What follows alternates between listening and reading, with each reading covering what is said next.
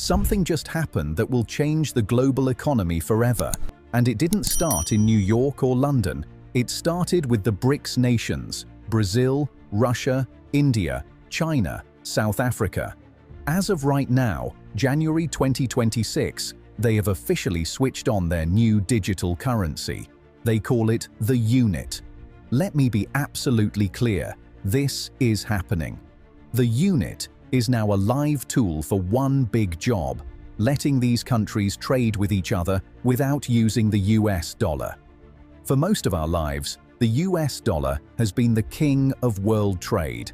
Almost everything was bought and sold in dollars. It was the only game in town. What just changed? BRICS built a second game. They created their own financial track, and they just opened it for business. They haven't destroyed the old dollar system, but for the first time, they've given the world a serious alternative. The era of the dollar having no competition is officially over. So, how does this unit actually work? Its design is its entire strategy, and it's built on two simple ideas. First, gold. A full 40% of the unit's value is tied directly to real physical gold sitting in secure vaults. This is their way of saying, this money is based on something solid, something the whole world already trusts. It's their anchor. The other 60% is where it gets really interesting. That part is backed by a mix of the BRICS countries' own national currencies, like the Chinese yuan, the Indian rupee, and the Russian ruble. This is their big bet on the future. This part says, our combined economic power, our growth, our resources, our people, is strong enough to support this new system. So, it's 40% safe, ancient gold, and 60% confidence in their own rising economic future. Together, it's a blueprint designed to be both stable and powerful. This isn't just a new way to pay, it's a direct challenge to the way money has worked for generations. So why did this happen now? Why did these countries decide 2026 was the time to launch their own money system? In 2022, after the conflict in Ukraine began, Western nations did something unprecedented. They froze Russia's foreign money reserves held in their banks. Hundreds of billions of dollars just locked away. For the rest of the world, especially for other large countries who sometimes disagree with the West, this was a wake-up call. A terrifying one. It showed that the entire global financial system, the one based in dollars and euros, could be used as a weapon. If it could happen to Russia, it could happen to anyone. Overnight, finding a plan B went from a quiet discussion to an urgent mission. The unit is that plan B. It's not necessarily about starting a fight, it's about building a shield. They are creating a separate financial network where their trade can't be blocked or frozen by other powers. It's a direct response to a single powerful lesson. If you don't control the system can be used to control you. Now, you might be thinking, this sounds good in theory, but does it actually work in the real world? The answer is yes, and we already have proof. Look at Russia and China. Right now, today, about 90% of the trade between these two giants, a massive flow of energy, goods, and technology, is conducted without a single US dollar. They use their own currencies, the ruble and the yuan, instead. This is the real-world testing ground for everything the unit wants to do on a larger scale. Russia and China didn't wait for the new system to be perfect. Think of it like this. The unit is the new official highway they just opened. But Russia and China have already been driving on the back roads, avoiding the old dollar toll booths. They've proven it's possible. Their 90% figure isn't a prediction, it's a current fact. And it's the first major, undeniable crack in the absolute dominance of the dollar. It shows that this shift isn't just a future idea, it's already happening. ISO20022 has been activated, and now the work will begin to migrate banks over. So bear in mind, this is actually obviously moving towards the blockchain messaging system. that 80% of the world's banks will now move over to. This is the quantum financial system they are linking to presently as we speak. So this is the first milestone, the mega milestone. This is literally switching off SWIFT, moving to QFS. The migration has begun to start today. So they reckon by the end of March, beginning of April, 80% of the banks will be fully migrated over. So this is instant faster payments and unhackable technology. It's running off blockchain now. So this is a mega move. This is huge. So the banking collapse, it's no coincidence the banks started collapsing prior to this. It needed to collapse. The fiat system needed to come down. So chances are it's Monday today. We're probably going to hear of more in the news. Yeah, this is a big day. So we're moving forward from here. Awesome news.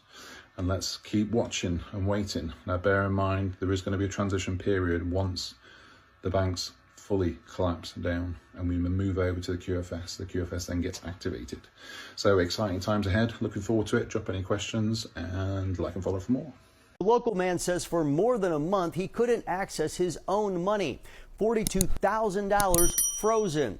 He says he was dealing with delays and unclear answers from the bank, so he turned to the I-team. Jim Gibson says he was stunned when Chase Bank suddenly locked him out of his account, blocking him from money he needed to pay bills and cover living expenses. I opened my Chase account on July 7th of this year. Gibson says the mysterious freeze happened at the end of July, shortly after he took out a large sum of money. I got an email from Chase informing me that my account had been suspended with no explanation as to why it was suspended, directing me to go to the local Chase branch. Gibson says the teller told him Chase restricted his account to help protect against fraud. He says he never got a further explanation, but was told he'd receive the $42,000 in his account within 10 days. I had $42,000 sitting in that Chase account. Gibson says weeks later that check still hadn't come. Bills were mounting up and he panicked. Running up a credit card balance, extremely stressful. So he reached out to me. The I-team contacted Chase and Gibson quickly got his money. I'm extremely grateful to you, Jason, for intervening, breaking the logjam, got my money, restored all my auto debits. Chase tells the I-team to help protect against fraud, we restricted Mr. Gibson's account. After additional review and communication, we released the funds and regret the delay in that process. For privacy and security reasons, that's all the information we can disclose. Gibson says he was not a victim of fraud when he took that money out. However, banks can freeze and restrict accounts if they believe you're a victim or if you're mysteriously withdrawing large sums of money. It's all to protect customers, but Gibson calls it a huge hassle. It was an absolute living nightmare daily. To avoid getting an account frozen for fraud, you may want to notify your bank before making a large transaction. You may even want to explain the withdrawal to a teller so they don't think you're the victim of an ongoing romance or confidence scam. This is crazy. A former Bush official claims that the United States spent $21 trillion building a secret underground city. She formerly served as Bush's Assistant Secretary of Housing and Urban Development. He says that the United States government built this in secret in case of a near extinction event for the rich and powerful. She claims that this isn't just some underground tunnel, but that this is a massive underground city across the United States with over 170 bases. She even says some are under the ocean and that they are all connected with transportation. She started researching this in 2020 and says that on her website, missingmoney.com, you can go and look at the actual government financials and make a decision whether or not this is true for yourself. Now, there have been theories about this for decades. So are we finally getting the proof? As always, let me know what you think about all of this. Certain places in Europe are not even recognizable, frankly, anymore. They're not recognizable. And we can argue about it, but there's no argument. Friends come back from different places. I don't want to insult anybody and say I don't recognize it. And that's not in a positive way. That's in a very negative way. And I love Europe, and I want to see Europe go good. but it's not heading in the right direction. Never started, and it wouldn't have started if the 2020 U.S. presidential election weren't rigged. It was a rigged election. Everybody now knows that. They found out. People will soon be prosecuted for what they did. It's probably breaking news, but it should be. It was a rigged election. Can't have rigged elections. South Africans, listen to this. SARS just confirmed that over 50,000 taxpayers have officially cut ties with South Africa in the last 7 years. That's not people changing banks, that's people leaving the system completely. And according to the UN, over 1 million South Africans are now living overseas. Now here's the scary part. In 2015, this group alone paid 12.8 billion rand in tax. By 2024, that dropped to 3.2 billion rand. That's a loss of almost 10 billion rand to the country. So what does that mean for the rest of us? It means the tax base in South Africa is shrinking and the people who stay behind carry more and more of the load. And honestly, can you blame people for leaving?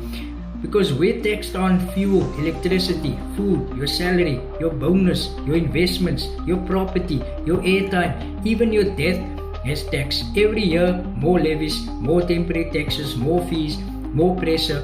But services, infrastructure, safety, value for money, let's be honest, it's becoming unbearable for the average South African. And now SARS says even if you leave, they'll still tax you on anything you earn in South Africa. So people aren't just immigrating anymore, they're financially escaping. And the most worrying part is more and more young people and middle income earners are also starting to cut ties with South Africa, which means fewer taxpayers, more pressure on those who stay, and higher taxes coming. This is not sustainable. So the question is, how much more can South Africans take before even more people give up and leave? What do you think of this? Let me know in the comments. Well, now, from December 18, 2025, no one is allowed to accumulate rainwater. Are saying it's actually worse than the worst load shedding day we've ever had. Okay, so if you aren't aware already, we have been struggling a little bit, so it's like a little bit with water, right? And by a little bit, I mean our entire national system is on the brink of drowning, pun intended. We're not just talking about a few suburbs with low pressure, okay? So risk expert, I'm going to try and pronounce this, and this guy does sound like a Marvel villain, but Volker von Wooden, yeah. Well, he just warned that we are in a dangerous phase right now because of chronic underinvestment and a collapsing infrastructure. So this is basically because of decades of spending money on everything except the pipes and dams that we actually need to have, to have water, and it has finally caught up with us. So usual story, right? It's a man-made disaster dressed up as bad luck, the classic move. Anyway, so here's the scary part that makes this a little bit different from normal load shedding, or load shedding in general. With Eskom, at least you've got a schedule, you could plan your life around that schedule. But with this water crisis, the experts are saying that there's no visibility until the catastrophic event happens. So your tap can just go dry one morning without any warning whatsoever. And FYI, it is already the biggest complaint on the Eskom Push app. That little app, that little load shedding app that we're using? Yeah. These water outages are now driving as much panic and traffic as a national blackout day. So we're officially trading one existential dread for another. Progress. So what do the experts propose we do about this looming disaster? I hear you not asking. Well, I'm going to tell you, right? While they're urging businesses, and by extension, all of us, to get very creative very fast. So their brilliant plan is for us to catch rainwater. So you need to store your own water. Basically become your own mini municipality, because the big one that we're paying might be checking out soon. So it's the ultimate pull yourself up by the bootstrap solution for a national failure. So I'm sure everyone has a few spare tanks and 1 billion liters of storage space lying around somewhere. Tell me if you do, because I don't. So anyway, if you're in a metro like Joburg, Durban or Quebegra, I think that's how you pronounce it. You can fight with me if I mispronounce it. You're already in the front lines, okay? And so for everybody else, maybe just, have a look at your rooftop and think about adding a few containers if you can. So that's the latest drama. So if you want more of these cheerful updates on how things are falling apart in South Africa, you know what to do, right? Stay tuned, give this a like, follow, and maybe share it with someone who still thinks that their tap will be working tomorrow. Anyway, goodbye. The King Matuane project was financed by the ANC government in 2008 for 100 million rand, and it died a murderous death just like the leader it was named after. A project built to roof height and then plundered. A proof of a community's inability to take ownership of something just given. Millions of rands are gone, a forgotten idea. The ruins is the only proof of a lost city in the mountains of KwaZulu-Natal. So now South Africa has entered into a new period of turmoil. You know, they have a very corrupt leadership in South Africa. It has become corrupted. And my dad prophesies about this. And I want you to watch this that I found, Dina. Yeah. This prophecy that he gave. Now, remember the date was April 18th of 2015. And play that prophecy for us, Dina. I want you to see this. Okay.